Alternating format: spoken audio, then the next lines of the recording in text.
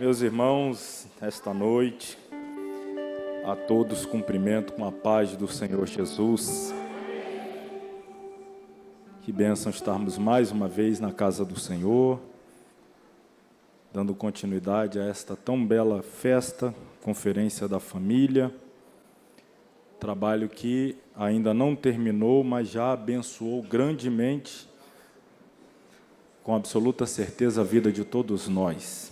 Sou grato a Deus pelo Departamento de Família, o bom trabalho que tem realizado, para a glória de Deus. E agradeço mais uma vez a confiança, o convite. Coloca a gente num estreito, só Deus. Não sei se eu agradeço, se eu choro, se eu agradeço. Irmão, ainda bem que eu tenho pregado cada vez menos. Eu estou até... que aí é menos essa aflição que a gente sente assim antes de pregar. Isso é só Jesus. Vamos lá. Primeiro livro do profeta Samuel, capítulo de número 2.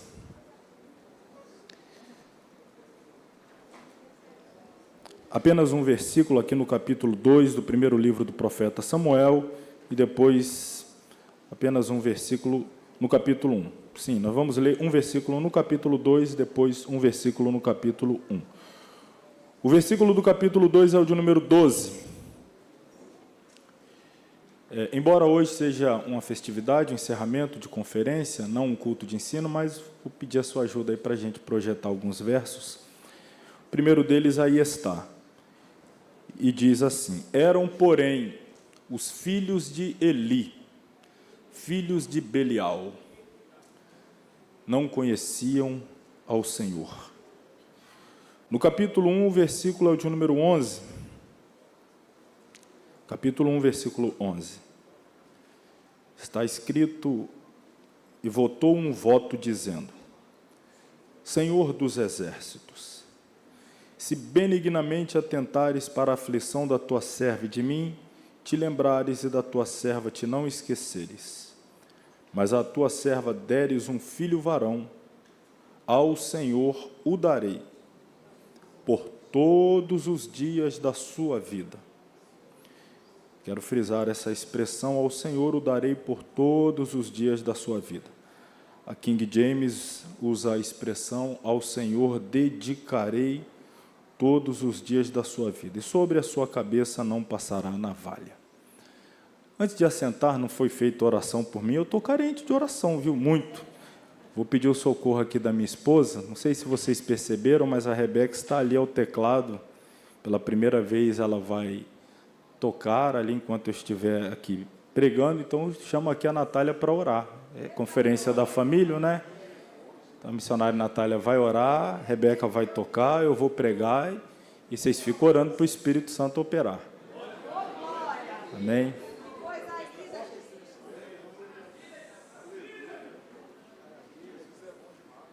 Quero cumprimentar a igreja com a paz do Senhor.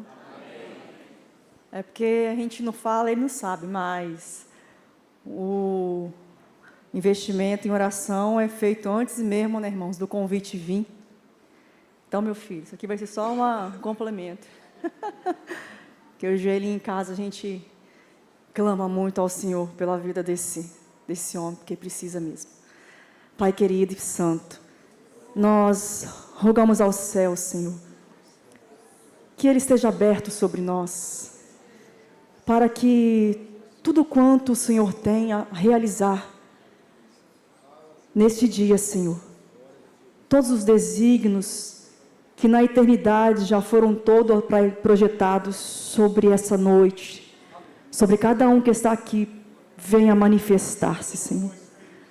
Pai, pelo intermédio do instrumento que o Senhor, por misericórdia, Deus, assim concedeu. Toma a vida do teu filho, toma a tua mente, o teu coração, o teu sentimento, corpo, alma e espírito completamente cativo, Senhor, debaixo do governo e da égide do teu Espírito Santo. Retira tudo que é dele, Senhor, e traga tudo que é teu, pois somos a tua noiva e nós carecemos tanto, Senhor, de aprender, de ouvir, de ser despertado. Senhor, toda essa conferência, se eu fosse resumir, ainda antes de terminar nessa noite, eu diria: acrescenta-nos multiplica-nos o temor, temor pelo teu nome, temor pela tua santidade, reverência, respeito pela tua grandeza, Senhor, porque se a nossa casa temer a ti, ó Deus, com toda certeza, nossos hábitos, posicionamento, eles serão aperfeiçoados, porque nós teremos interesse e preocupação de honrar o teu nome em tudo, Senhor. Então nós pedimos a tua graça, a tua cobertura espiritual, cobre ele numa ligação perfeita, Pai. Surpreenda a vida do teu filho, muito mais do que ele tem imaginado, Senhor. E dispensa sobre nós mais uma porção necessária para que possamos caminhar, Deus, de maneira firme, sólida, convicta, confiante, plenamente, Senhor Deus, na tua presença. É o que nós clamamos, rogamos, te agradecemos, Pai, por tamanha graça dispensada a nós nessa noite, em nome de Jesus. Deus abençoe. Amém. Podeis tomar assento, irmãos. Essa noite de encerramento da Conferência da Família, a mensagem que eu tenho a compartilhar tem um tema. Não é muito comum eu tematizar as minhas mensagens, na verdade é muito raro eu assim fazer, mas eu tenho um tema para o sermão desta noite, que é uma pergunta que eu me faço e cada um de nós devemos nos fazer. E a pergunta é: criando uma família para o Senhor ou para Belial? Criando uma família para o Senhor ou para Belial? Primeira coisa que eu quero destacar para que nós tenhamos uma clara convicção acerca de família é que se você ou qualquer um aqui deseja ter acesso a uma literatura que traga informações sobre uma família perfeita, eu creio que o último livro que eu te recomendaria seria a Bíblia. Exatamente o que eu disse, repito, se você está buscando uma literatura para ler algo sobre família perfeita, leia o livro que quiser, mas não leia a Bíblia. Você não vai encontrar isso nela. A Bíblia não é como as redes sociais, que apresentam famílias perfeitas, as quais não existem. E por isso oprime muitas pessoas, geram muitos complexos.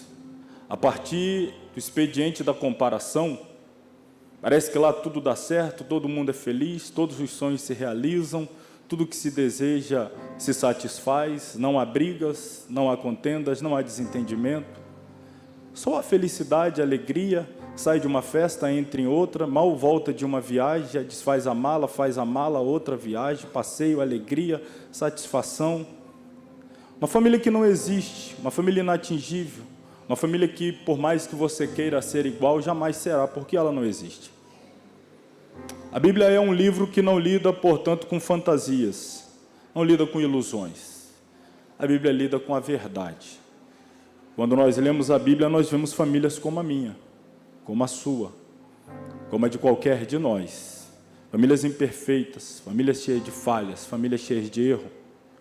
Ainda que você seja tentado, e eu até entendo que você seja tentado a pensar que a família na qual Jesus nasceu, foi criado, cresceu, era perfeita. Não, Jesus era perfeito.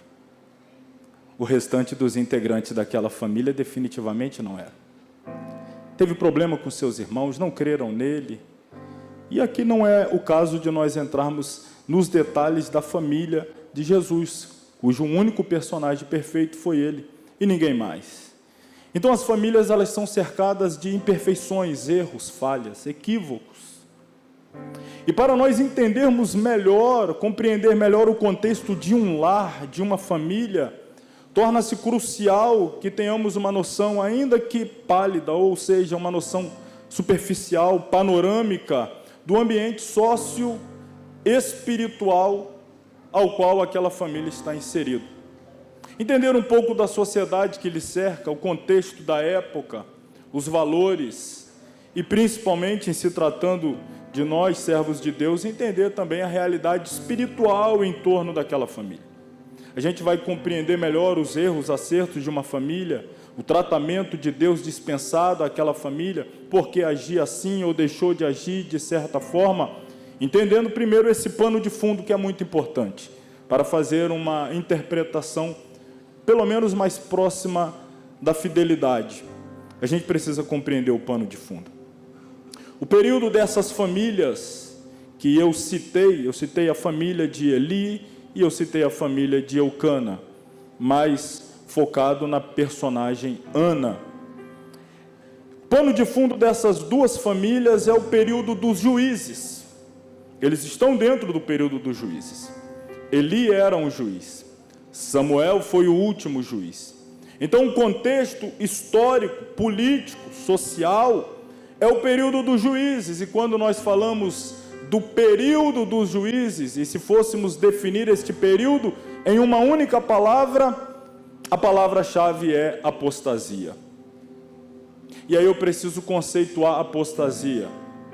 Apostasia, entre tantos conceitos, o melhor que nós podemos hoje aqui aplicar é um abandono deliberado da fé, um abandono consciente da fé. É deixar a fé de lado, é jogar a fé na lata do lixo, é viver por outros valores, por outros preceitos, que não a fé, que não a vontade de Deus revelada na sua palavra, ao invés de viver por vista, portanto viver por fé. O período de juízes é o período do abandono deliberado da fé. E aí uma outra pergunta que eu levanto é: quando começou a ser deliberadamente abandonada a fé?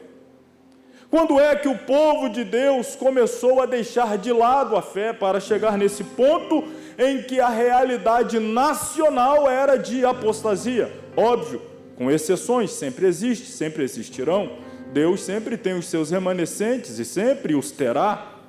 Mas de forma generalizada, a fé foi jogada para fora da vida da nação, a fé foi abandonada, e a fé não é abandonada de uma hora para outra. Num dia, ninguém está com a sua fé queimando, ardendo no coração, e no outro dia, simplesmente sem nenhuma fé. Isso é um processo, isso vai ocorrendo mediante etapas. O período de juízes, para que se tenha ideia, é um período que abrange mais de 3 séculos, e a fé vem sendo abandonada paulatinamente, pouco a pouco. E eu quero começar a analisar, e por isso eu pedi o socorro dos slides para nós começarmos. Lá no livro do Josué, já foi lido aqui introdutoriamente, o capítulo de número 24, os versículos 14 e 15. O livro de Josué é o livro da conquista, é o livro da tomada de posse da terra prometida. E depois de todas aquelas batalhas para conquistar a terra que o Senhor prometera e cumpriu a sua promessa, entregando todo aquele território aos filhos de Israel, no seu discurso de despedida, aos 110 anos de idade, dos quais 25 dedicados a liderar o povo na conquista, Josué, então, ele vai falar algumas coisas que chamam a minha atenção. Já foi lido aqui a partir do versículo 10, mas eu friso a partir do versículo 14. Ele está chamando a atenção de toda a nação, que ele reúne diante dele, sabedor que o seu tempo era chegado, que os seus dias estavam cessando, que a nação continuaria, ele passaria, mas o povo de Deus continuaria. Ele precisa renovar o concerto, a aliança com esse povo, que usufruiu da fidelidade de Deus, que está experimentando o cumprimento das promessas de Deus, está pisando em cima do cumprimento da promessa, estão na terra prometida. E ele simplesmente chama toda a nação e diz da seguinte maneira, o versículo 14: agora, ou seja, neste momento em que faço esta reunião solene, em que me despeço, 25 anos tendo se passado da minha liderança, 65 desde que Moisés nos tirou do Egito, liderando por 40 anos, mais 25 de Josué, ele diz: agora, pois, temei ao Senhor, agora, e servi-o com sinceridade. e com verdade. O que Josué está dizendo é: eu, como líder de vocês por 25 anos, e assistente direto do líder que vos liderou por 40 anos, portanto, lidando diretamente com muitos de vocês por 65 anos, sendo que a geração anterior havia morrido, mas aqueles que tinham menos de 20 anos estavam ali, e Josué está dizendo a todo este povo: depois de terem experimentado tantas bênçãos, tanto sobrenatural, tanto milagre de Deus, depois de usufruir de sua fidelidade, ver muralha cair, ver inimigo sendo derrotado, e estarem experimentando a promessa de Deus, apalpando, usufruindo, ver se pelo menos a partir de agora, vocês temem ao Senhor. Façam um propósito para que a partir de agora sirvam a Ele com sinceridade e com verdade. Porque como líder Ele está dizendo assim: porque eu sei que ao longo desses 25 anos vos liderando, eu sempre soube que vocês não serviram a Deus com totalidade de coração. Eu sempre soube que não houve em vocês inteireza de entrega no servir ao Senhor. Eu sempre soube que houve no coração de vocês dubiedade no que tange servir e dedicar-se ao Senhor. E ele continua conclamando ao povo, dizendo: jogue fora os deuses, aos quais serviram os vossos pais da além do rio, lá no Eufrates, a região onde foi tomado Abraão, ou lá do outro lado do Egito. Ele está dizendo: esses deuses que vocês têm escondido nas suas casas, e as pessoas: meu Deus, Ele sabe. Eu sempre soube. Eu nunca vos confrontei, mas eu sempre soube. Eu nunca coloquei as coisas claras como estou colocando agora. São palavras de Josué.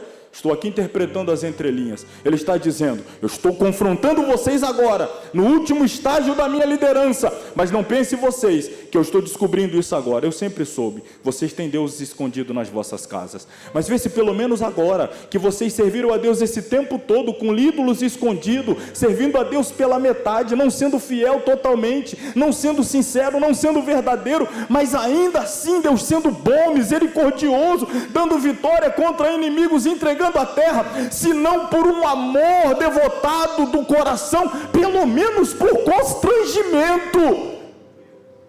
Jogue fora esses deuses e sirva apenas ao Senhor. Porém, se vos parece mal, se essa minha proposta é agressiva, se este pedido que eu estou fazendo, como assim? Abandonar os deuses, ficar só com o Senhor? Se esse pedido que eu estou fazendo é forte demais, ele diz assim: se vos parece mal, a expressão hebraica erra, significa se vos causa dano, se é doloroso, se é extremamente desagradável para vocês tomar essa decisão de mandar embora das suas casas, de mandar embora de vossas residências tudo aquilo que desagrada a Deus, falsos deuses, tudo aquilo que divide a atenção que deve ser dedicada apenas e exclusivamente ao Senhor. Se vocês pesam, ponderam, analisam, avaliam e chegam à conclusão: não, é difícil demais, não tem como, não dou conta de abrir mão disso, de jogar fora, de viver sem isso, ele está dizendo: se vos parece mal aos vossos olhos servir ao Senhor, apenas ao Senhor, se vocês veem que não tem como, não é possível, escolha hoje a quem servais. E aí ele põe a proposta mais uma vez na mesa: decida hoje, se vocês querem servir aos deuses a quem serviram os vossos pais que estavam da além do rio, se vocês querem servir os deuses dos amorreus em cuja terra habitamos, decidam hoje. Mas antes que vocês tomem qualquer decisão, aí temos o texto áureo, ele deixa claro: a minha já foi tomada. Eu não tenho responsabilidade mais sobre nenhum de vocês, mas eu tenho ainda a responsabilidade sobre a minha casa. E eu não fiz uma enquete lá em casa: e aí, o que vocês acham? Vamos ficar com Deus ou não vamos ficar com Deus? Eu não terceirizei a responsabilidade, Eu não peguei meu filho de 8 anos, de 6 anos, de 15 anos. E aí, meu filho, você quer ficar com Deus? Não quer? Você está achando bom servir ao Senhor? Você gosta de vir na escola dominical? Quer ir para outro lugar? Não, não, não. Eu assumi a responsabilidade de líder do lar e tomei a decisão e falo em nome da minha casa. Se ninguém da porta para fora quer servir ao Senhor, o problema é de vocês. Mas da porta para dentro, o martelo já foi batido. Eu e a minha casa serviremos apenas e tão somente ao Senhor. É interessante que ele está dizendo: eu não vou deixar entrar dentro da minha casa a influência do povo de Israel que não se decide. Não é a influência dos amorreus, isso aí já está num outro nível.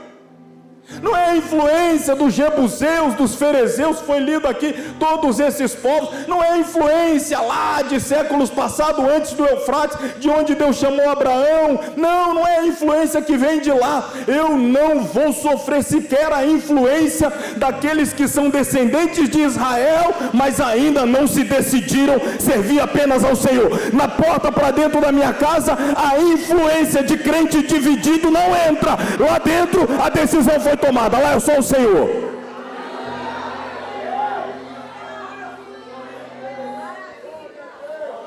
Aleluia. Aí o povo assim atônito, como estamos nós aqui nessa noite. Que proposta duríssima, que ousadia propor uma coisa dessa. Como assim? Abandonar tudo, ficar só com Deus? Aí o povo vai responder o seguinte, já está no versículo que se segue. Então o povo respondeu e disse: nunca nos aconteça que deixemos o Senhor para servirmos a outros deuses. Jamais acontecerá de deixarmos o Senhor para servirmos a outros deuses. O versículo 24 ainda do capítulo 24: e disse o povo a Josué, ou seja, está ratificando, reforçando aquilo que já havia dito no 16. Eles dizem: serviremos ao Senhor, nosso Deus, e obedeceremos a sua voz. É essa a decisão? Josué está perguntando ao povo. Sim, é essa. Só Deus, só o Senhor. Então, ok. O texto continua, a partir do 26. O último pacto, Josué morre, Eliezer morre, os anciãos morrem.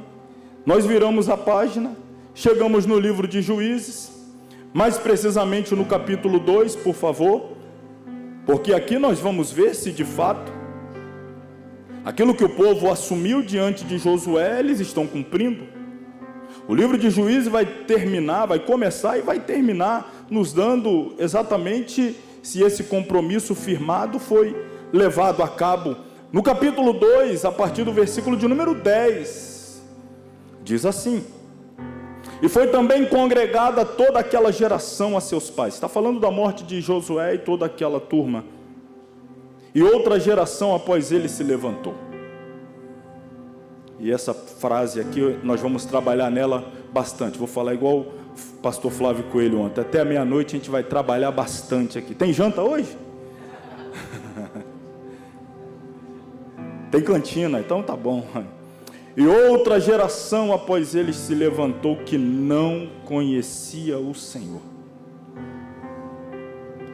Não conhecia o Senhor. Nem tampouco a obra que fizera Israel. Então fizeram os filhos de Israel. Não estamos falando de ímpio não, hein? O tempo todo a mensagem aqui é só crente. Crente. Então fizeram os filhos de Israel o que parecia mal aos olhos do Senhor. Serviram aos Baalins. Nem terminaram de sepultar o Josué. Estava todo mundo dizendo: jamais, em tempo algum, nunca. Nós, outros deuses, impossível, isso nunca vai acontecer. Josué desce a cova no 24, passa o capítulo 1, 2, já está aqui. O texto segue dizendo: deixaram o Senhor, Deus dos seus pais. Deixaram o Senhor, Deus dos seus pais. A gente vai ver aqui essa questão geracional também. Deus dos seus pais, que os tirara da terra do Egito e foram após outros deuses. dentre os deuses das gentes que havia ao seu redor. Os deuses das terras ao redor passou a ser os deuses daquela nova geração, e não mais compromisso com o Deus dos seus pais, que os tirou da terra do Egito e os colocaram naquela terra boa, larga, terra que mana leite e mel. Eles abandonaram o Senhor e começaram a se envolver e adorar os deuses das gentes da terra ao redor deles, encurvaram-se a eles e provocaram o Senhor à ira. Ainda o versículo 13: porquanto deixaram ao Senhor e serviram a Baal. Isso aqui são os primeiros versículos do livro de Juízes. Vamos ver o último versículo. Estou dando o contexto histórico das famílias, que nós vamos falar mais sobre elas. O último versículo do capítulo 21, portanto, o versículo 25 do livro de Juízes, diz assim: naqueles dias não havia rei em Israel, porém cada um fazia o que parecia reto aos seus olhos. Essa aqui é a definição de todo o período do juiz. Não havia liderança, não havia rei, o povo havia abandonado ao Senhor, não havia respeito por lei, por constituição. Todo o livro de Juízes, nós percebemos claramente, é marcado por apostasia, desvio, abandono do Senhor. Até os próprios juízes que Deus levanta, o fim da sua trajetória é marcado por tragédias espirituais inomináveis. Poderíamos citar aqui os Sansão, o Jefité, o Gideão, que marcaram o seu tempo como libertadores do povo, que oprimiram estavam por algumas das nações daquela região, mas depois parece que uma ressaca espiritual tão grande os leva a uma depressão moral, espiritual, uma decadência tão profunda. Isto era a característica daqueles dias. Não havia uma lei, havia a lei na verdade, eles rejeitavam essa lei, não seguiam essa lei, abandonaram essa lei. Isto é a apostasia, é o abandono deliberado, é virar as costas, é jogar na lata do lixo, é dizer: para mim não serve. Pautado nessas leis, eu não conduzirei a minha vida, a minha casa, a minha família. Não vai ser dessa forma. Então vai ser de que forma? Cada um fazia conforme parecia reto, bem aos seus olhos. Ou seja, não havia respeito pelo único e verdadeiro Deus, e dessa forma cada um era o seu próprio Deus. Quando não há reverência ao único e verdadeiro Deus, a idolatria é estabelecida, pois cada um de nós nos tornamos o nosso próprio Deus. Sou eu que dito a regra, sou eu que dou a última palavra, sou eu que sou o regente, ou seja, aquele que dá as regras, sou eu o legislador. Esta era a realidade do povo daquele tempo, e é exatamente nesse contexto de deturpação generalizada da ética, da moral, falta de espiritualidade, falta de compromisso com o Senhor, cada um agindo de acordo com o que dizia sua mente, o seu coração. É exatamente nesse contexto, é dentro dessa sociedade que nós vemos inseridas as famílias do texto que lemos inicialmente. A família de Eli, a família de Ana, Eucana. Ora, uma frase que é sempre dita e precisa mesmo ser dita, é a frase que nos afirma que famílias fortes são a base de uma igreja forte. E claro, se nós tivermos igreja forte, a sociedade será forte. A sociedade estava decadente naqueles dias, e aí nós olhamos para a família para entender a decadência da sociedade. Porque, repito, se a família é forte, a igreja é forte. Igrejas fortes fazem com que a sociedade seja forte. Se você faz uma análise vindo do macro para o micro e você entende que a sociedade está decadente, você dá uma olhada na igreja. Se você nota a decadência da igreja, você dá uma olhada nas famílias. E aí nós estamos olhando agora as famílias, porque eu já falei da sociedade decadente.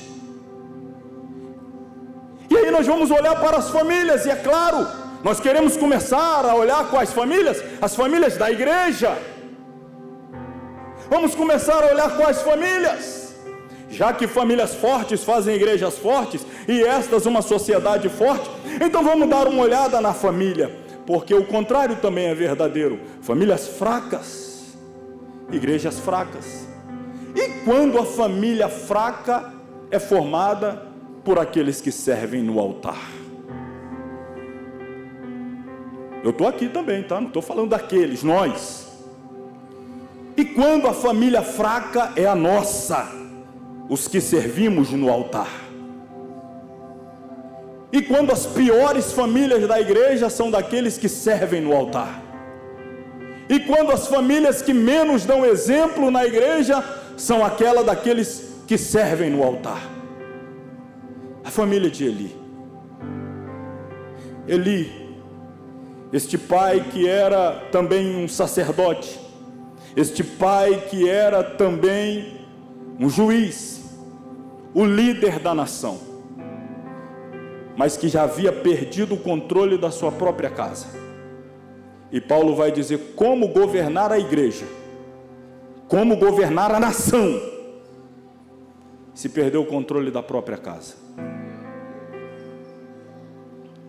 Eu não sei quanto aos irmãos, mas a mim, esse versículo que eu li, o versículo 12, ele para mim eu não encontro outro adjetivo senão esse que aqui coloquei, aterrorizante. Aterrorizante. Eram, porém, capítulo 2, versículo 2 do primeiro livro de Samuel, o primeiro versículo que eu li, eram, porém, os filhos de Eli. Complete? Coloque ali, por favor, Yuri. Está esse ali? Eram, porém, os filhos de Eli, filhos de Belial. O que significa ser filho de Belial? Esse é o tema da mensagem. Estamos criando filhos de Deus ou filhos de Belial? Estamos criando famílias para Deus ou para Belial? O texto diz que os filhos de Eli eram filhos de Belial. A expressão Belial seria hoje aplicada ao próprio diabo, Satanás, filhos do diabo. Se você pegar várias traduções bíblicas, você vai encontrar algumas expressões que você vai se assustar. Como, por exemplo, versões de tradução livre, que trazem expressões muito fortes, usadas no nosso cotidiano. Alguns até se assustam com a vibração das palavras, mas você vai encontrar lá, por exemplo, eram os filhos de Eli verdadeiros canalhas. Filhos de Eli. E aí eu me pergunto, o que é que precisa fazer, ou o que foi que Eli fez, ou o que é necessário qualquer pessoa fazer, para que seus filhos, assim como os de Eli, se tornem filhos de Belial? O que é necessário fazer para que os filhos se tornem filhos de Belial? A resposta é simples: nada.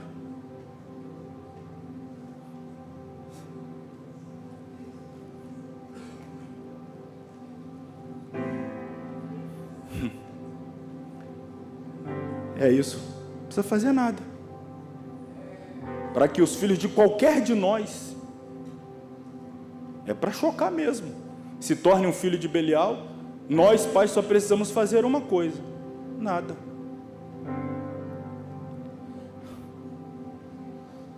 Omissão é a principal ação. Vou usar esse jogo de palavras. A omissão é a principal ação para Belial adotar um filho de crente.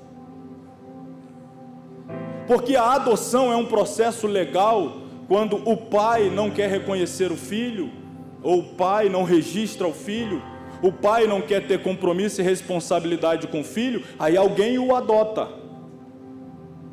Se Belial se sentiu à vontade para adotar os filhos de Eli, foi simplesmente porque Eli os deixou. Eli deixou de ser pai de Ofni e Finéias. Belial olhou e falou: esses filhos não têm pai? Não, não tem pai. Então eu vou ser o pai deles. Via de regra, a mudança de paternidade só ocorre quando há vácuo, porque na verdade nunca No mundo espiritual, jamais, jamais, no mundo espiritual, jamais existirá vácuo. Jamais. Não tem espaço que não é ocupado. No mundo espiritual não tem nenhum milímetro que não é ocupado. Nenhum. Uma pessoa que é possessa por demônio, se ela for liberta, o demônio sai. Mas vez por outra ele dá uma olhada. Ainda está lá aquele que me botou para fora? Tá, então tudo bem. Se ele voltar e ver que está vazio, opa, agora eu vou trazer uma turma comigo. Não existe vácuo. Não existe vácuo. E aí eu vou usar mais uma vez o jogo de palavras. Filhos de Belial são o resultado do excesso de omissão.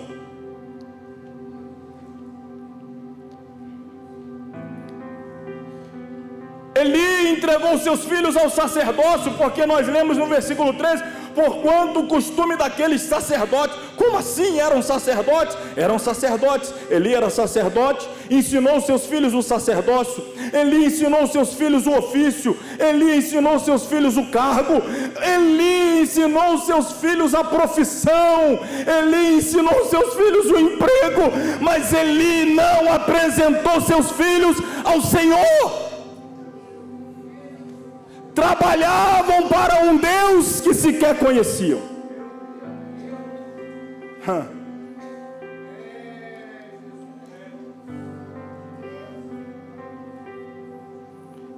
É o texto que diz: eram os filhos de Eli, filhos de Belial. Versículo 12, mais uma vez, e termina dizendo o quê? Eles eram sacerdotes. Fazia a mínima ideia de quem era o Senhor. Eram assistentes no momento de ofertar o sacrifício. Estavam lá. Não tinha a mínima ideia de quem era o Senhor. Usavam a estola sacerdotal. Não sabiam quem era o Senhor. E eu preciso trabalhar melhor essa expressão conhecer. Por isso que eu fui lá atrás. E outra geração veio que não conhecia o Senhor. E agora nós estamos diante de um pai que é o líder nacional, é a grande personalidade religiosa e espiritual, é o juiz, é o sacerdote, e gerou filhos, os quais não conhecia o Senhor. Então nós precisamos entender melhor essa expressão, conhecia o Senhor. Ainda no capítulo 1, capítulo anterior, vai usar uma expressão interessante, quando o milagre acontece para o nascimento de Samuel. Versículo 19 do capítulo 1, diz assim: levantaram-se de madrugada, adoraram perante o Senhor e voltaram. O Eucana e Ana, depois de adorarem, quando receberam uma mensagem profética do próprio Eli, dizendo que ela poderia ir em paz, pois Deus haveria de visitá-la e ela teria um filho. Então eles adoram, levantam de madrugada, voltam, vieram à sua casa, a Ramá. Eucana, diz o texto, conheceu Ana, sua mulher, e o Senhor se lembrou dela. A expressão é eufêmica, claro. Conheceu Ana, Eucana conheceu a Ana, significa que eles tiveram uma intimidade, um relacionamento mais íntimo, de porta fechada, longe dos olhares de todos. Não precisa imaginar o que foi, mas apenas fica com esse quadro: conhecer, porta fechada, só os dois, longe dos olhares de todos. Os filhos de Eli estavam diante do templo, estavam diante do altar, estavam próximo à arca, conheciam de tudo que diz respeito ao serviço, o trabalho, as atividades, as demandas, os compromissos, as responsabilidades. Só não conheciam o Senhor. É possível isso? Se não, vejamos o que disse Jesus no final do seu famoso, célebre sermão da montanha, capítulos 5, 6 e 7 de Mateus. Vamos a ele, os versículos 21, 22 e 23 do capítulo 7 do evangelho escrito por Mateus, capítulo 7 de Mateus, versículos 21, 22 e 23. Nem todo aquele que me diz Senhor, Senhor, entrará no reino dos céus, mas aquele que faz a vontade do meu Pai que está no céu. Aí o versículo 22 diz: muitos. Irmãos, isso é para provocar temor, palavra que tem sido muito repetida nesses dias, e eu entendo que é a palavra-chave para essa conferência: temor. Isso é para causar tremor em qualquer um de nós, especialmente nós do altar. É por isso que a minha aflição de hoje não é comum, como todas as vezes é difícil pregar, mas a aflição de hoje é diferenciada. É muito temor. Muitos me dirão naquele dia: Senhor, Senhor, não profetizamos nós em teu nome? Jesus não disse que não profetizou. Profetizou. Profetizou. Em teu nome não expulsamos demônios? E Jesus não disse que não expulsaram. De fato expulsaram. Em teu nome não fizemos muitas maravilhas? E Jesus não negou o fato deles terem realizado muitas maravilhas. Realizaram muitas maravilhas. Ativismo. Profetizam. Operam maravilhas. Expulsam demônios. Mas por que é que não vão para o céu?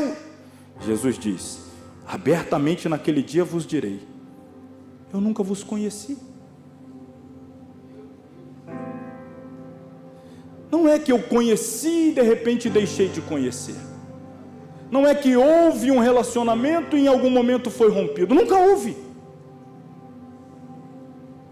Não é que tivemos intimidade por um período e por uma razão que não justifica, mas unilateralmente você decidiu me deixar, me abandonar, dar fim ao relacionamento. Não é isso. Jesus está dizendo: nunca existiu.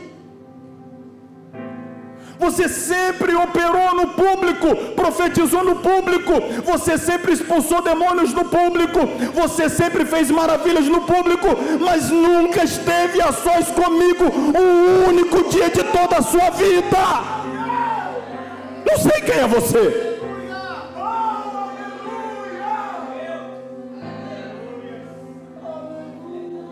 Nós somos filhos de Eli. Eu sei quem é Eli.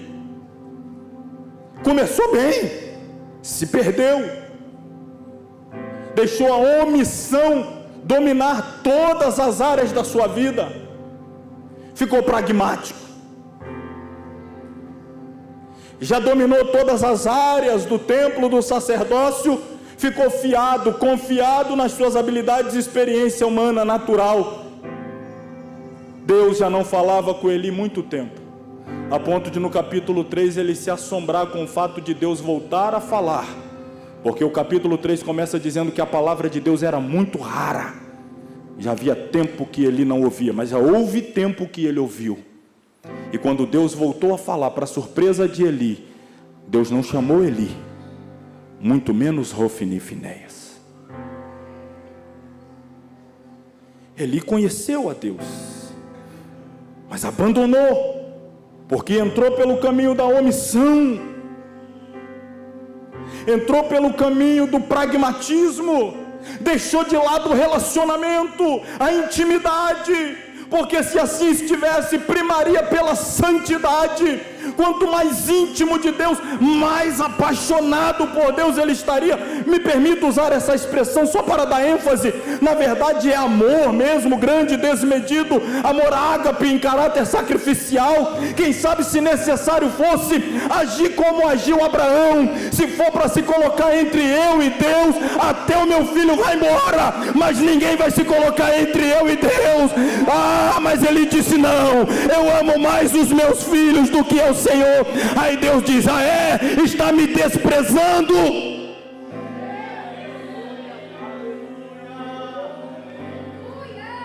Começou aquela super proteção com os filhos. Eu vou manter você aqui no cargo, vou manter aqui você no ofício, vou garantir aqui o seu salário, o seu emprego, o seu futuro, tudo certo, carteira assinada, levita em Israel, todas as tribos vindo aqui trazer o seu pagamento, a vida toda errada, enrolado, pecado na porta do templo, cometendo à luz do dia, nenhum respeito pelo Senhor, roubando as ofertas que eram trazidas, diz o texto, enfiando o garfo dentro do local do sacrifício, antes que fosse entregue ao Senhor, tomavam para ele. E o Eli vendo tudo isso e não falava nada. Aí o Belial: opa, esse aí abandonou os filhos, eu vou assumir. O fato é, irmãos, que intimidade custa caro.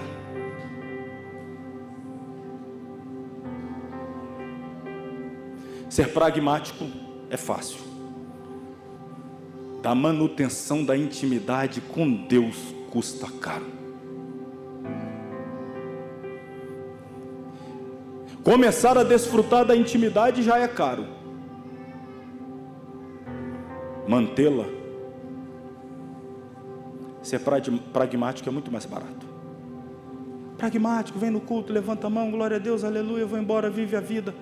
Continuar insistindo no oculto, no secreto, vida com Deus fora dos olhares, buscando a Deus independente de situação, circunstância, tempo bom, tempo ruim, alegre, triste, com dinheiro, sem dinheiro, custa caro. Custa caro, é doloroso. Foi por isso que Josué disse lá atrás: se vocês não dão conta, se vocês analisam a proposta e dizem, não, mas é caro demais, só o Senhor, dedicação total, integral, devoção completa, sincera, verdadeira. Não, é muito caro. Josué disse, custa caro, então escolhe outra coisa. Com Deus é caro mesmo, não é barato não. O preço é alto. Pastor Revelino, o preço é alto. E aí nós vivemos um tempo, todos nós, é a característica do nosso tempo. Nós buscamos poupar, aí chegamos nesse extremo, irmãos, que eu digo com temor.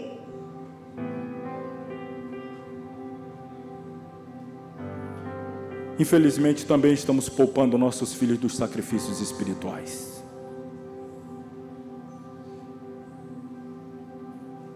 Da mesma forma como nós agimos com o nosso filho no secular, não quero que meu filho sofra o que eu sofri, não quero que ele passe a dificuldade que eu passei, não quero que ele enfrente as lutas que eu enfrentei, ele vai ter as coisas de forma mais fácil, a gente dá o jeito, vai dando para ele, entrega aqui, entrega ali, entrega lá, as coisas lá de fora, melhor escola, melhor emprego, se consegue, faculdade e tal, a gente vai sacrificando nós por eles, e quando chega na área espiritual, a gente quer fazer, irmão Pedro, a mesma coisa, eu me sacrificar por ele, não é possível. Porque se você agir assim, você vai continuar conhecendo o Senhor, mas o seu filho não vai conhecer o Senhor.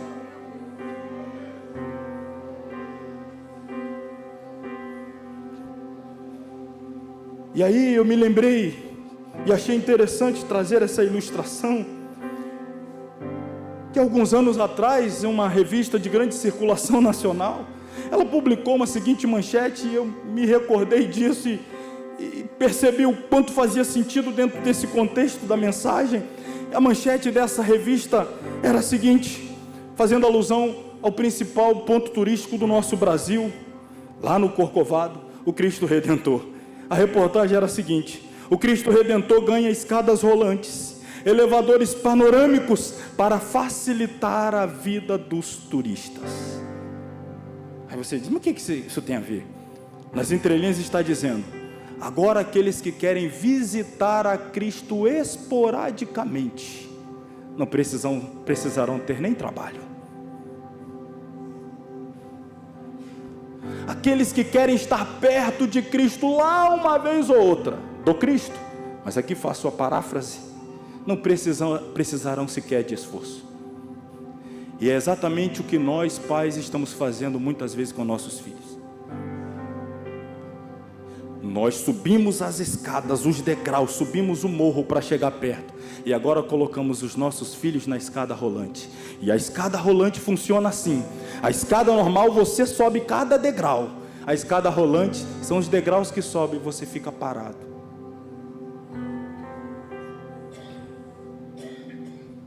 Chegou lá em cima, deu uma vista, tirou uma foto.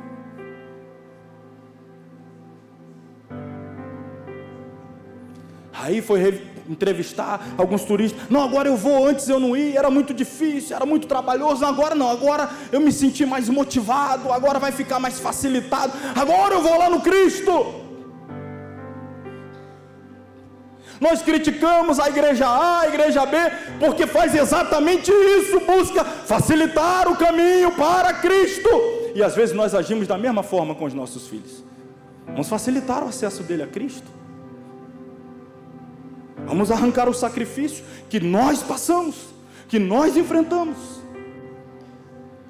Os que têm mais de 40, e como eu, fiz 45, e quem sabe passou toda a sua vida na igreja, desde que você era criança, adolescente. Pergunte a alguém que tem 45, 46, 50, aí próximo da minha idade, 42, que é da igreja desde que se entende por gente. O que ele fazia com 12 anos de idade, com 15 anos de idade? Se ele não orava 1 hora de joelho também, se ele não participava da escola dominical, se ele não participava de evangelismo na rua. Pergunte àqueles pais que teve 7 filhos, 8 filhos e trazia todos eles para a escola bíblica dominical todo domingo, não faltava um. Hoje a gente tem um filho e esse filho dá pernada na gente, a gente não chega na escola dominical, chega atrasado, falta, é porque ele não quer vir, está cansado, e a gente vai facilitando, quer poupá-lo dos sacrifícios, quer poupá-lo das dificuldades, quer fazer tudo muito facilitado e prazeroso, e assim ele não vai conhecendo o Senhor. Muitos conheceram Deus com 12 anos, com 15 anos, hoje tem gente com 20, 22, nunca tirou 15 minutos de oração de joelho, nunca passou uma noite de madrugada buscando a Deus, e ele vai justificar, não, eu sou novo, sou um menino ainda, é assim mesmo. A gente nem incentiva, nem estimula, a gente quer facilitar demais.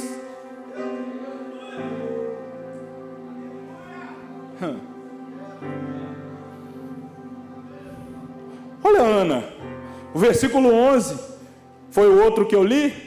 Ana fez um voto, não precisa, o tempo nem vai me permitir, já estourei o meu horário, vou pedir só mais 10 minutos, vou correr mesmo agora, teria muita coisa a dizer, mas eu vou correr mesmo agora.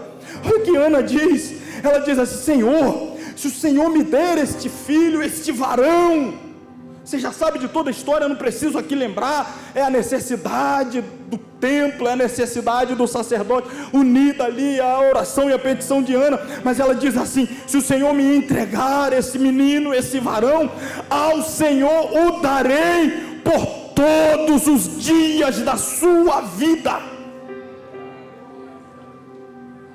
Quando Samuel foi desmamado, ela o levou ao templo, o entregou a Eli, como havia prometido. Ela não o abandonou. O compromisso dela com Deus foi o seguinte: eu vou entregar esse menino todos os dias. É ela que está dizendo: eu vou entregar ele todos os dias, eu vou entregá-lo todos os dias, eu vou entregá-lo ao Senhor por todos os dias. Ana estava comprometida a dedicar o menino ao Senhor todos os dias de sua vida. E este compromisso se renovava de ano em ano. Olhe bem comigo aí, irmãos, o capítulo de número 2, o versículo é o de número 19. Capítulo 2, versículo 19 diz assim: e sua mãe, a mãe de Samuel, Ana, por favor, projete ali, 2,19, primeiro livro de Samuel. E sua mãe lhe fazia uma túnica pequena, e de ano em ano lhe trazia, quando com seu marido subia a sacrificar no sacrifício anual. E sua mãe lhe fazia uma túnica pequena, e de ano em ano trazia. Todo ano lá ia Ana encontrar com Samuel no templo. Entregou ele ainda novo, 3, 4 anos de idade. A data precisa, o ano preciso não se sabe, talvez um pouco mais, talvez até um pouco menos. Mas está lá um menino de 5 anos de idade, com a sua túnica de linho, confeccionado pela sua mãe, justamente de acordo com a medida de um menino de 5 anos de idade. Quando Ana chegava lá no outro ano, que ele estava com 6, aquela túnica estava aqui, ó. Aí ela: não, essa túnica aí já está pequena, você cresceu. Trazia uma túnica nova, de acordo com aquela idade. No outro ano lá, ela ia mais uma vez, e o menino está de novo com a túnica aqui, pequena. E ela dava uma túnica nova. Que coisa feia, um menino crescendo e a roupa pequena aí. E é exatamente assim que a gente faz. Estão crescendo e a gente continua: meu menino, meu bebê. Está crescendo e a gente: meu bebezinho. Não estou falando de carinho, de gesto, estou falando no âmbito espiritual. Existe coisa mais ridícula do que uma mulher formada andando por aí afora com roupa de adolescente? Um homem velho, formado, idôneo, querendo imitar esse jogador de futebol, cabelo pintado, toda coisa ridícula. A Ana está dizendo: meu filho não vai pagar esse ridículo não.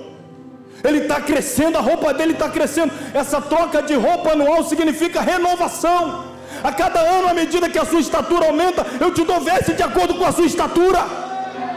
No outro ano você aumentou de idade, a cobrança é maior. No outro ano você aumentou mais, é maior. E tem outra coisa, quando eu te entrego a roupa e vou para casa, eu fico o ano todo confeccionando a roupa. E cada dia, Senhor, está lá o Samuel. O Senhor sabe que ele está lá naquele antro de pecado. O Ofni e Finéias está lá, mas eu estou preparando a roupa. Cuida dele, guarda ele, não deixa ele ser influenciado. Faça dele uma influência.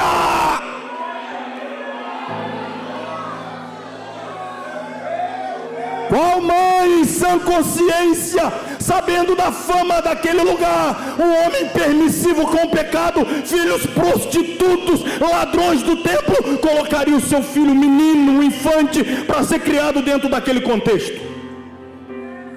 A segurança de Ana: todo dia eu vou estar de joelho por esse menino, ele não vai se contaminar, ele não vai ser influenciado, ele não vai seguir os passos de Ofni e Finéias, ele vai fazer a diferença naquele lugar. Você não está medo dele lá? Não tenho medo não, porque eu apresento ele todos os dias. Ele está nas mãos do Senhor. Eu não entreguei o meu filho para Belial.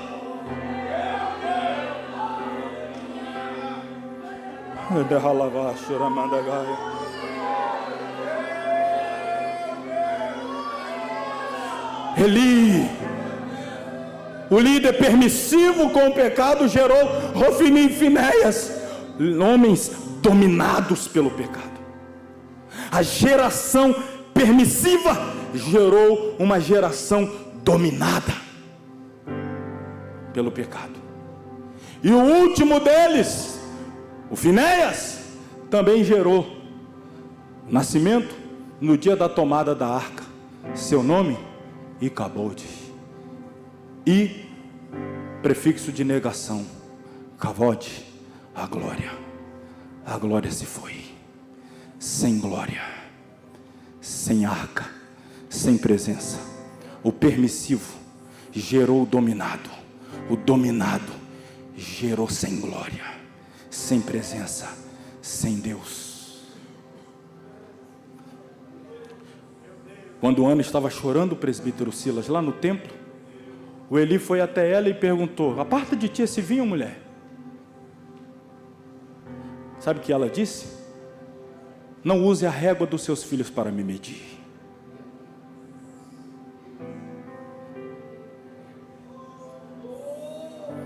Não me tenha por filha de Belial. Com todo respeito, Eli. Você está acostumado a lidar com os filhos de Belial, mas você não está falando com uma filha de Belial. Você não sabe nem mais discernir quando alguém está se derramando diante do Senhor, né? Eu não sou filha de Belial. Filhos de Belial geram filhos sem glória. Eu sou mulher de oração.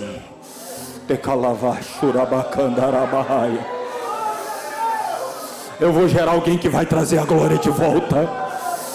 Eu vou gerar alguém que vai botar ordem na casa.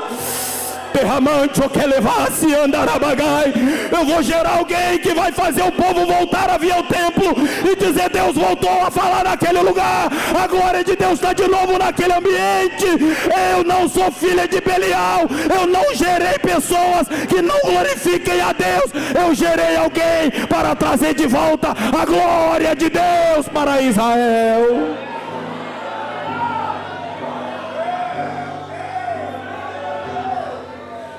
Gerando para Belial ou para o Senhor? Como é que eu faço para gerar para Belial? Você já aprendeu. Faz nada. Não faça nada, o sistema se encarrega de transformá-lo em um filho de Belial. Só você não fazer nada, o sistema faz tudo. A escola faz, a faculdade faz, as amizades fazem. É só você não fazer. Não tem vácuo. Alguém vai transformá-lo. Quer transformá-lo em um Samuel? Troca a veste dele todo ano. Renovação. Você não tem mais 10 anos, você já tem 15, você não tem mais 15, você já tem 20, você não tem mais, você já é um homem formado, já com barba, bigode na cara, você já tem que conhecer o Senhor, você já tem que ter a sua experiência com o Senhor. Chega dessa história do Deus do meu pai, o Deus da minha mãe. Quando eu tinha sua idade, 14 anos de idade, eu subia a monte, ficava 1 hora de joelho. Você está aí dizendo: o Deus do meu pai. Vá conhecer o Deus do teu pai, vá orar também. Os tempos são outros, mas com Deus a coisa não muda. Era de joelho no chão e cara no pó, 2000 anos depois ainda é de joelho no chão e cara no pó. Se você quer conhecer Deus, meu filho, não tem atalho, não tem escada rolante, é pagando preço.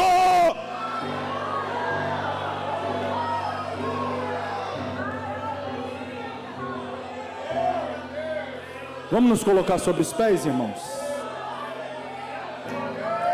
Eu não quero constranger ninguém, jamais, em hipótese alguma. Mas se você, filhos, seja filho de quem for, seja minha, seja filho de quem for, nasceu na igreja, está desde 20 anos na igreja, mas nunca você mesmo veio à frente, confessou, se humilhou. Pergunta ao seu pai como ele foi batizado com o Espírito Santo, se não era horas de oração. Pergunta à sua mãe, nem usava maquiagem naquela época, mas se usava, se ela não embolava lágrima com baba, com cabelo embolado, mas não levantava enquanto Deus não desse aquilo que ela estava clamando, buscando. O pai ficava igual doido, correndo, gritando, clamando, suplicando. Agora não vamos fazer isso com nossos filhos, não. Aquela pagação de mico era na nossa época. Não, coitada, vão filmar, vão botar na rede social, vão rir do meu filhinho, vai passar um ridículo. Quer ter experiência com Deus?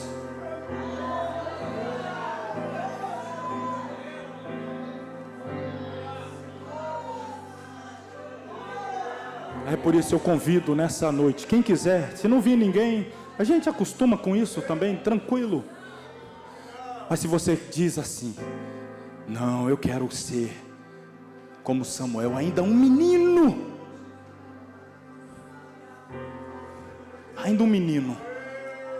mas ouvindo Deus. Eu não quero ser um homem formado dizendo que não conheço o Senhor. Eu quero pagar o meu preço. Eu quero entrar por esse caminho. Eu quero fazer as minhas renúncias. Quando meu pai e minha mãe falam: meu filho, não mãe, sou eu e Deus aqui. Eu vou entrar dentro desse quarto aqui, mãe, eu vou trancar a porta. Pode ficar com o celular aí para fora, se você acha que eu vou usar, pode ficar com o... Agora eu e Deus aqui nessa porta trancada. Eu vou buscar Deus. Eu quero a minha experiência. Eu quero sentir Deus. Eu quero poder ouvir Deus. Eu quero ser cheio da graça de Deus. Mãe, nós estamos indo aí com os amigos para o monte, é tudo novo, mas a gente quer também ter a nossa experiência. Nós estamos indo para a oração da madrugada, nós estamos indo para a consagração de manhã, a gente quer também a nossa experiência, a gente quer sentir algo também sobrenatural. Nós não queremos ser filhos do homem de Deus e da mulher de Deus, nós queremos também ser de Deus, ter o nosso relacionamento. Se tiver alguém, adolescente, jovem, menino, criança, pré-adolescente, vem à frente.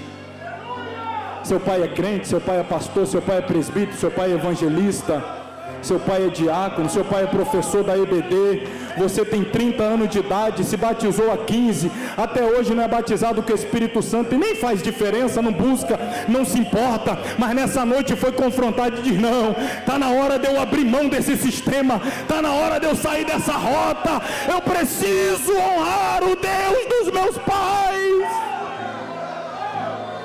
Pergunto pela última vez para fazer a oração e devolver o microfone. Se houver alguém, menino, menina, novo, velho, se houver alguém,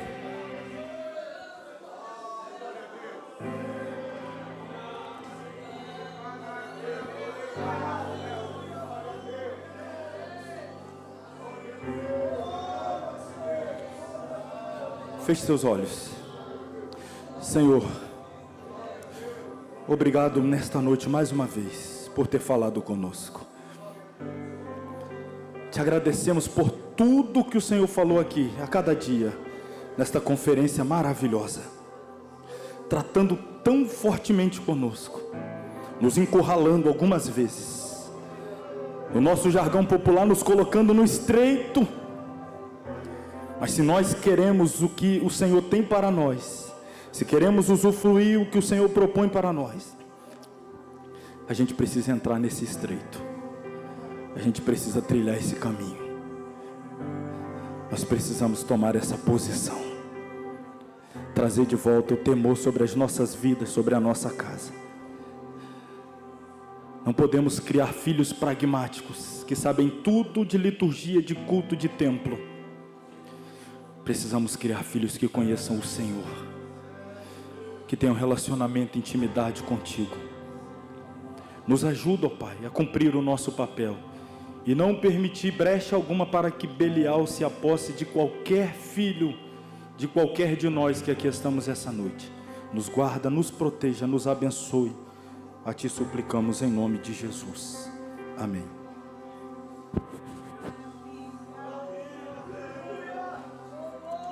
Aleluias. E o convite continua aberto para aquele que quiser se derramar no Senhor. E se por acaso tiver alguém aqui que deseja entregar a sua vida a Cristo, que venha ter aqui à frente também. Está aberta a oportunidade para você que quiser entregar a sua vida a Deus e servi-lo a Ele de verdade.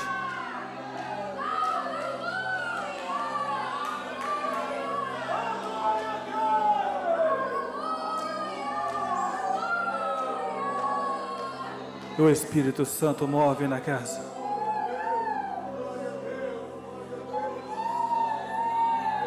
Foi pregado aqui sobre intimidade. Foi pregado aqui sobre temor.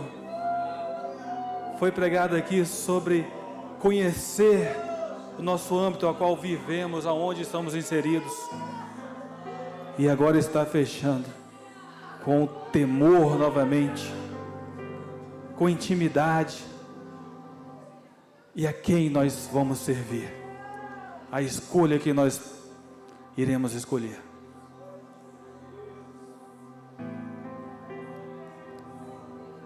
Não tendo ninguém, quero aqui imensamente em nome da família agradecer a cada um que compareceu aqui. Não vou me estender muito.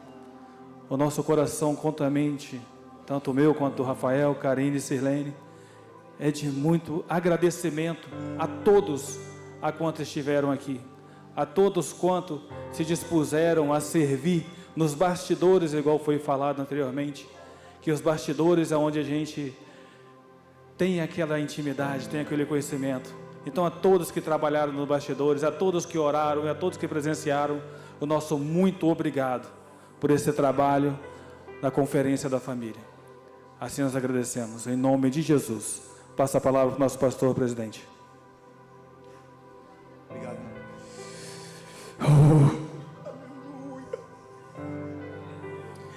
Posso fazer um negócio aqui, coisa rápida? Posso? Venham os adolescentes e os jovens aqui na frente, em nome de Jesus. Por favor.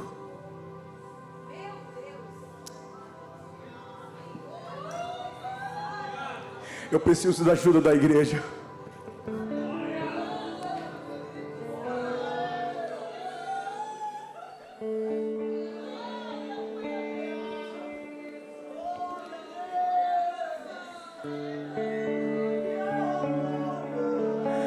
Eu estava dentro do meu quarto falando com Deus. As desculpinhas que a gente faz com Deus. Deus, eu sou fraco. Deus, eu sou falho, Deus. Deus, eu não consigo porque eu sou fraco. O Espírito Santo te aperta e fala assim: para de mimimi. Nunca foi sobre você. Nunca foi sobre a sua capacidade. É sobre o meu poder na sua vida. Não é pela nossa força, não é pelo nosso conhecimento, não é pela nossa capacidade, é pelo poder de Deus. É pelo poder de Deus. É pelo poder de Deus.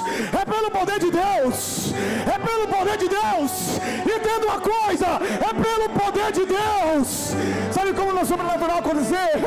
Não é pela minha força, não é pela nossa força, não é pela nossa sabedoria, não, é pela autoridade do Deus, é pela autoridade, é pelo poder de Deus.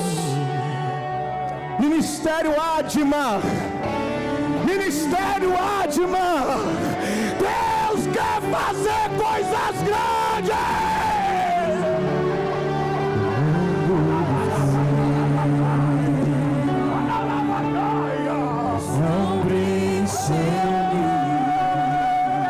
Levante as mãos. Visões tão vazias. Deus quer fazer coisas grandes. Deus quer fazer coisas grandes. Mas sabe o que ele está falando? Eu posso ter você por inteiro. Eu posso ter você por inteiro. Eu posso ter você por inteiro. Eita! Oh Jesus! Oh meu Deus! Oh Espírito Santo! Deus quer batizar. Deus quer realizar promessas na vida desses jovens aqui. Me ajuda em oração, me ajuda. Vamos descer, gente, vamos descer. Eu preciso da ajuda dos obreiros. Consagra esses jovens, como Samuel foi consagrado ao Senhor. Nada melhor que o meu Deus. Não tenho medo. Descobre as fraquezas. Defeitos e falhas. Defeitos e falhas. Não vou esconder. Um amigo encontrei. Deus das montanhas. Para ele te conhecer verdadeiramente. O Deus do vale. Não há lugar. E a sua graça não possa me achar. Não há nada. Nada melhor. Não há nada. Nada melhor. Não há nada. Nada melhor que o meu Deus. Não há nada. Nada melhor. Não há nada. Nada melhor. Não há nada. Nada melhor que o meu Deus.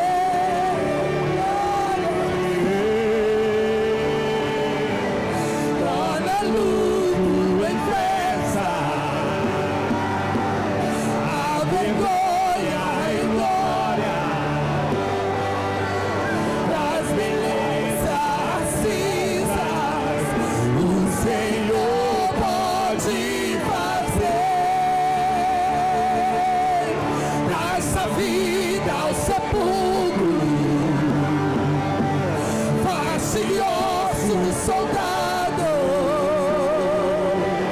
faz do mar um caminho. O Senhor pode fazer. O Senhor pode fazer. Não há nada. Não há nada. Nada melhor. Não há nada.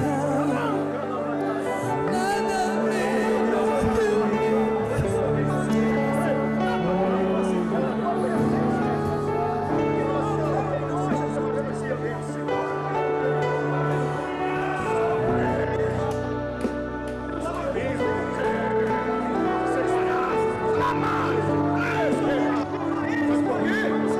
autoridade, ó. Vai ter autoridade no alto. Vai ter autoridade no alto. Não é no tráfico, não é na droga, não. É aqui, ó. É aqui na presença do Senhor. É aqui no Senhor de guerra. É aqui que as promessas não se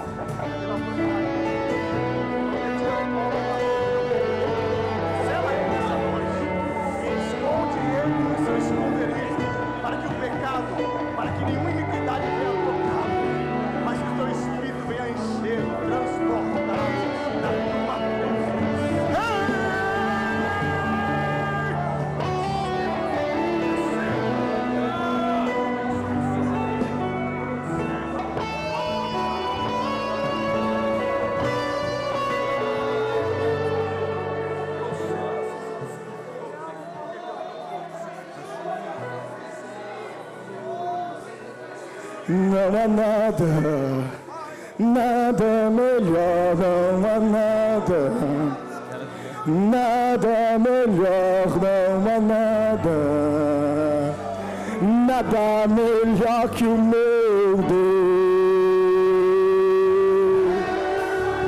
Não há nada, nada melhor, não há nada, nada melhor, não há nada, nada melhor que o meu Deus.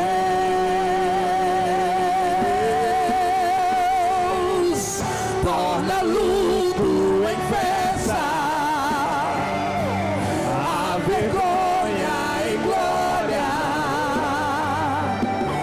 as belezas cinzas, o Senhor pode fazer. Traz a vida ao sepulcro, faz-se ossos soldados, faz no mar um caminho, o Senhor pode fazer, o Senhor pode fazer, o Senhor pode fazer.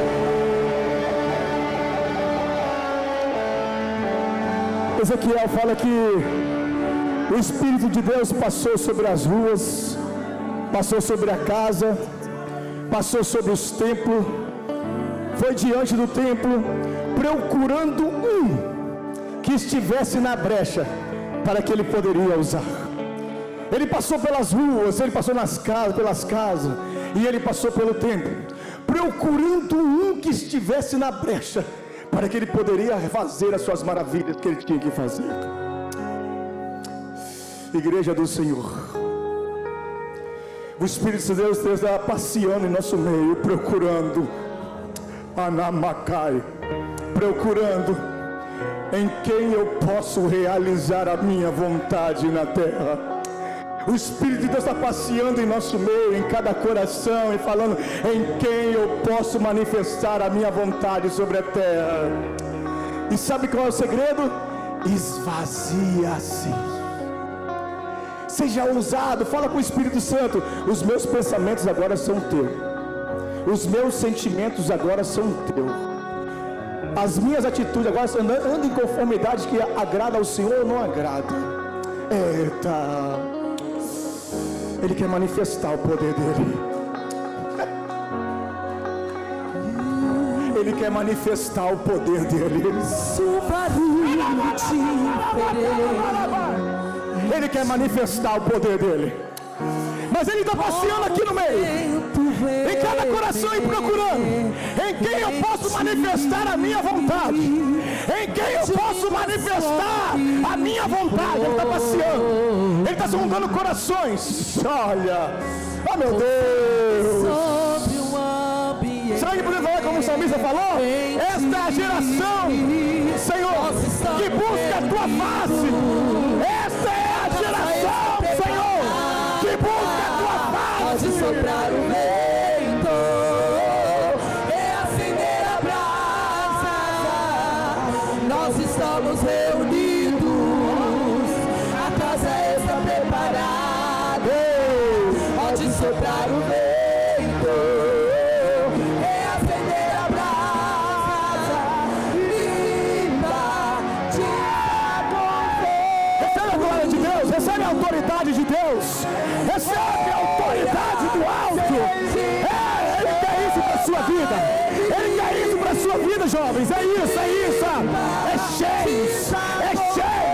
É cheio do Espírito Santo de Deus. É isso, é isso. Aniquila coisas, aniquila, esvaziam-se. Espírito Santo de Deus.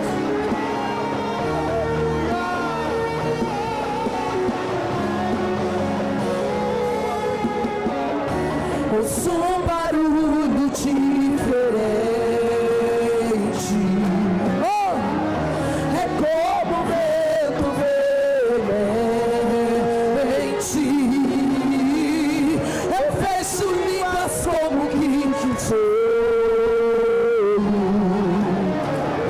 Reisando sobre o ambiente, nós estamos reunidos, a casa está preparada, pode soprar o vento, é acender a brasa, nós estamos reunidos, a casa está preparada, pode soprar o vento, é acender a brasa e viva de santo fogo. Acende a chama em mim e viva de santo fogo. E acende a chama em mim. Aleluia. Oh, glória a Deus. Aleluia. Eu quero perguntar aqui na frente, se tem alguma vida que está reconhecendo Jesus como seu Senhor e como seu Salvador. Se nós temos uma vida que porventura está aceitando a Jesus, ou está retornando aos caminhos do Senhor, nós temos uma vida. Oh, aleluia. Glória, glória a Deus.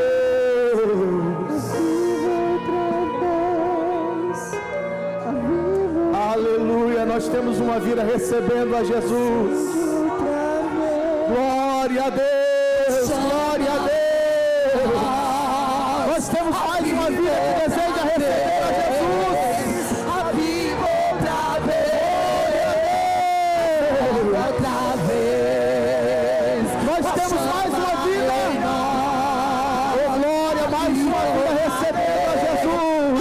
Aviva outra vez. A Nós nossa temos mais uma vida que deseja receber a Jesus. E pode Esse é o tempo. Oh, glória. nos batizar. Nós temos mais uma vida. Nossa Glória a Deus. lenha pra queimar. E pode incendiar. Já temos aqui duas vidas. Tem espaço para mais alguém. Enquanto Jesus vai salvando, também vai batizando. Ele também vai curando. A graça dele está sendo derramada aqui.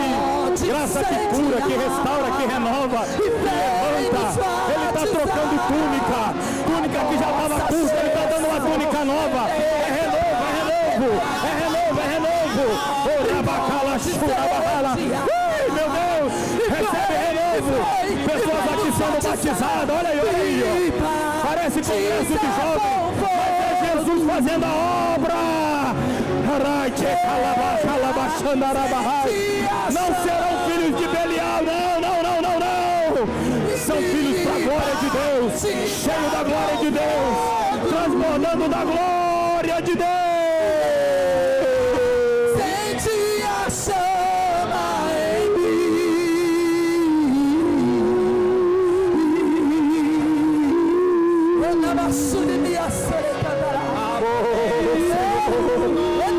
Continue fazendo a obra aqui.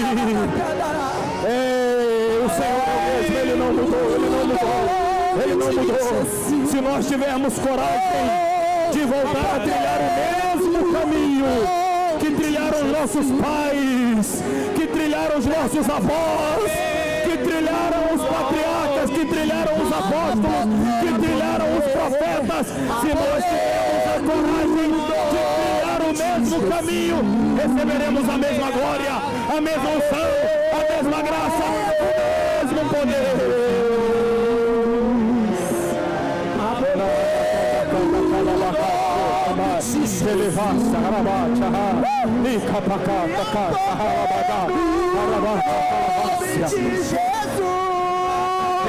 Jesus, cadeias quebrar, deixe o inimigo aprisionar os nossos jovens.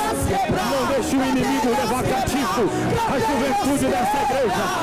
É uma juventude forte, vibrante, avivada.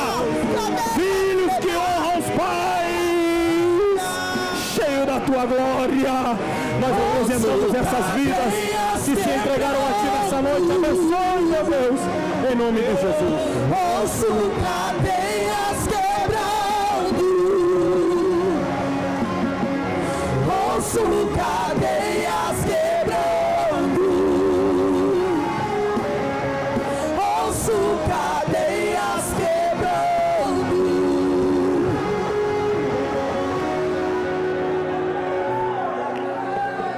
Oh, aleluia! Glória a Deus! Glória a Deus! Glória a Deus! Toma o seu assento. Nós tivemos 2 vidas aqui para Jesus. Vai aqui, nosso companheiro Pedro vai anotar o nome de vocês, por favor. Oh, aleluia! Glória a Deus! Glória a Deus!